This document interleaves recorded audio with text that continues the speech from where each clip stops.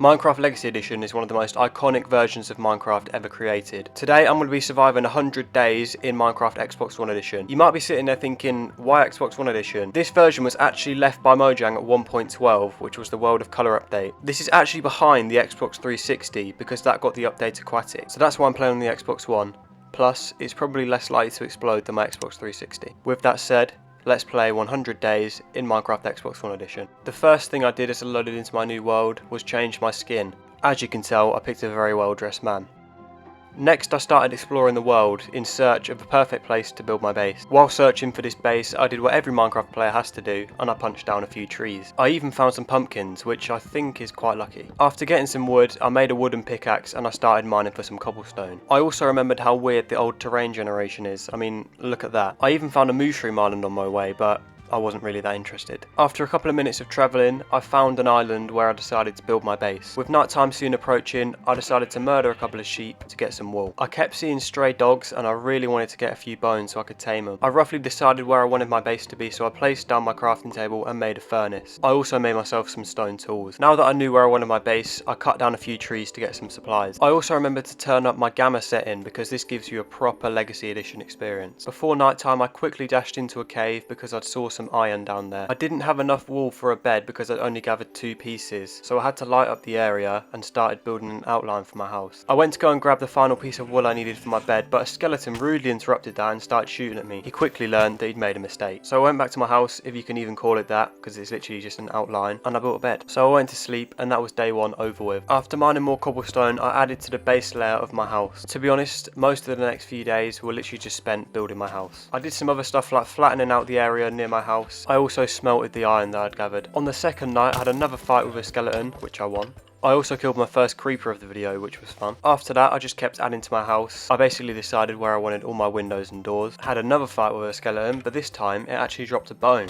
So you know what that means. If you guessed that meant I could get a dog, then you're right. The other dog didn't want me though. One of you guys can name the dog though, comment down below. I started smelting some glass for my windows and I also built a storage corner. Is it just me who thinks the old texture actually looks kind of weird? Especially for glass, I actually definitely prefer the new one. More work on the base, I started to build a little spiral staircase. Look how proud I was as well. It's godlike stuff, that staircase. Next I was thinking food, so I decided to build a small little wheat farm right next to my house. I started to get bored of making my house, so I jumped into the caves. And it actually went very well. I got loads of iron and loads of coal. By the end of the trip, I actually managed to come out with full iron armor. After killing a few skeletons in the caves, I actually managed to get myself another dog. So I started to smelt the rest of the iron that I'd gathered, and then I carried on working on my house. I also continued to flatten out the land. On day number 8, I woke up to an uninvited visitor at my door. Day 9 was spent gathering a load of food. I killed a load of animals and I also replanted my farm. On day 10, I did pretty much nothing, but I did make a red bed, so actually make that 2 red beds. By this point, my house was pretty much finished, so I just tried to decorate with a few paintings and stuff like that. I also found some kind of dog lair. Because I'd built my house, I decided to try and fill in my entire map. I found a snow biome with the most annoying skeleton known to man. I also managed to find a desert village and kill an enderman. Nearby there was also a desert temple which I looted, but to be honest, the loot was kind of bad. After exploring the world, I went on a little mining trip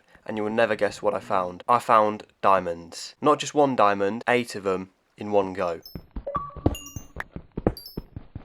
I quickly ran back to my base and made my very first diamond pickaxe. I went to get obsidian and had a near-death experience because of a creeper. Then I placed water all over the lava and started mining it because that is what we love. I managed to grab enough obsidian to make my first nether portal of the world. Then I realised I couldn't light it because I didn't have flint. I finally lit the portal, which definitely did not cause a few deaths. I had some obsidian and diamonds left over, so I made my first enchanting table. After that, I was bored, so I just jumped into the nether. One thing that I immediately realised is how weird quartz looks, and netherrack kind of looks like meat. I gained some XP from mining quartz. I found and killed another enderman, and then 2 really rude guards started teaming up on me, which definitely did not scare me and I definitely did not run away. So the most logical thing to do after almost dying in the nether is to make a little animal farm. I made my own little KFC. I decided I didn't want to keep chickens and I wanted cows instead, so you know what happened to the chickens.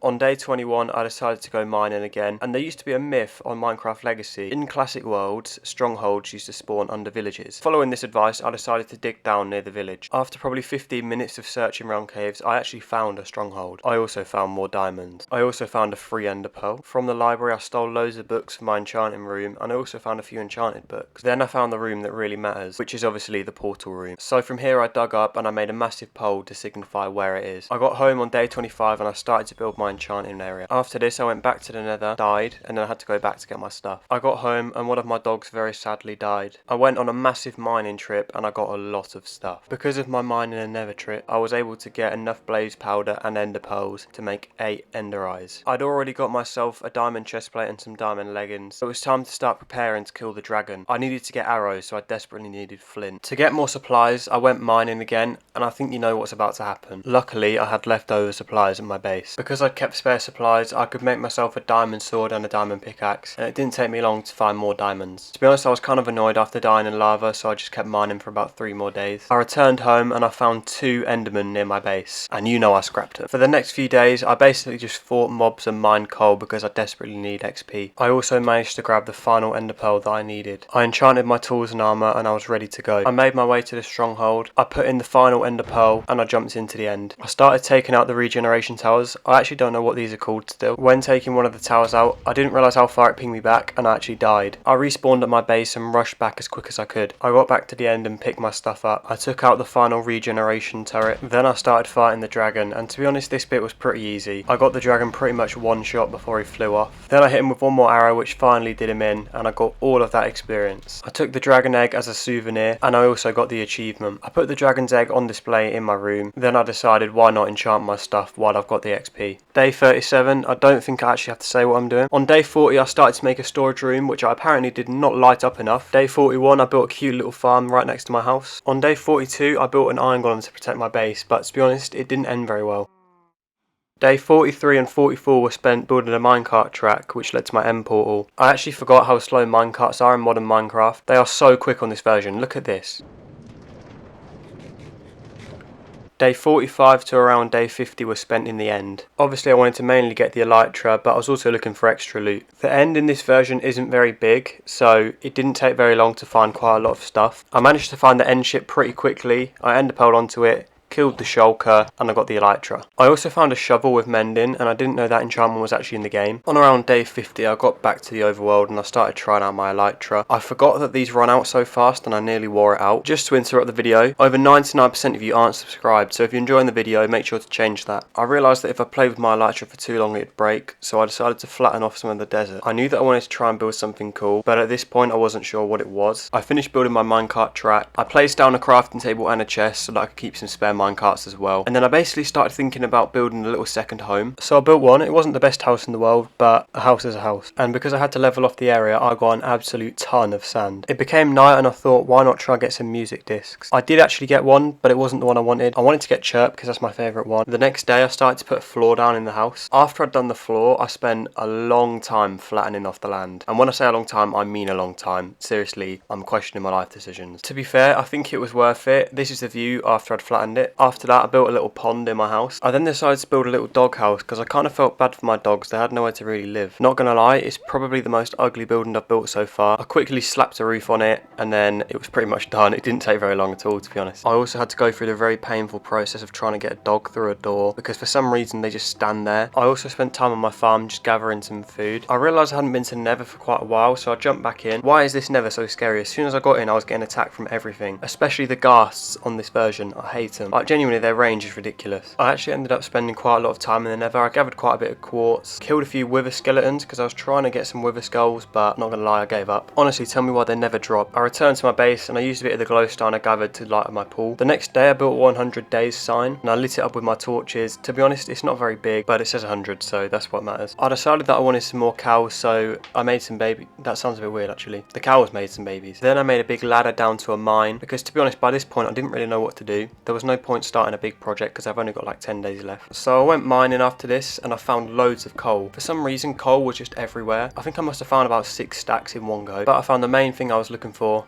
diamonds, and it was quite a lot of them as well. When my inventory was full, I decided to come and do some fishing. To be honest, it's not very exciting and I spent probably about 5 days doing this for some reason, and I didn't find anything interesting other than fish. No prizes for guessing what I was doing from day 90 to 93. On day 95 I rode my minecart for the last time. Well, technically not the last time because I had to come back, but you know what I mean. I said a depressing goodbye to the villagers that I pretty much had nothing to do with throughout the whole video. I also said bye to my cows and accidentally broke a torch. After this point I didn't really do anything because there was nothing really left to do, so I kind of just chilled till day 99. On day 99, I just waited for the moon to come up, because when the moon came up, it's technically day 100. And there we go, the moon finally came up. And at last, I woke up on day 100. I'd done all I wanted to by this point. I killed the Ender Dragon. I built a cool house. So if you did enjoy the video, make sure you leave a like and subscribe, because that would be greatly appreciated. This took a long time to film. Not gonna lie, by the end of playing, I was getting kind of bored of the game, because I don't play Minecraft for this long normally. It was both fun and nostalgic to beat such an old version of the game, because I remember playing this as a kid and I never beat the game, and I finally have. Get in.